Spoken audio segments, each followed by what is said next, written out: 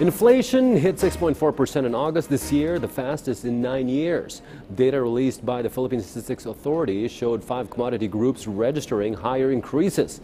Meanwhile, Bangko Sentral ng Pilipinas Governor Nestor Espinilla Jr. described August's higher than expected inflation rate as an unfortunate confluence of cost-push factors, of which much of it has to do with food supply shocks, particularly on rice.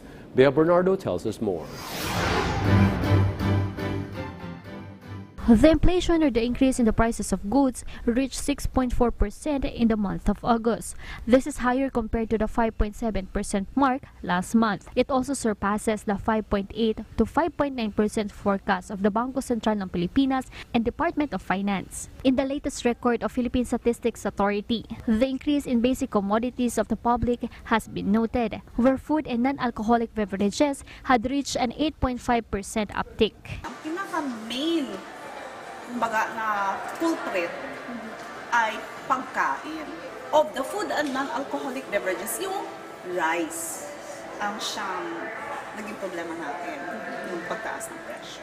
In Metro Manila, an even higher inflation at 7% is on record. The National Economic and Development Authority wants the Department of Agriculture to respond and take an effective measure to stop the rice crisis and the price increase of agricultural products. In spite of this, Budget Secretary Benjamin Jokno believes the situation is still manageable and under control.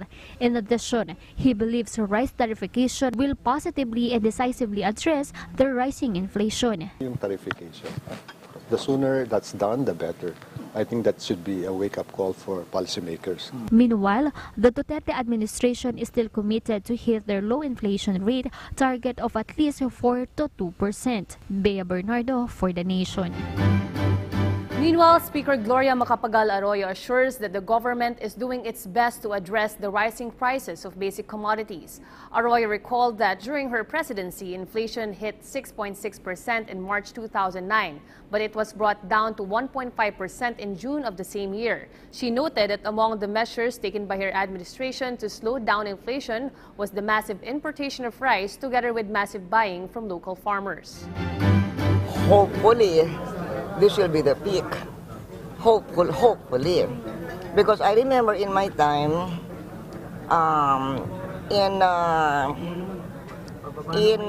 March of 2009, the inflation was 6.6.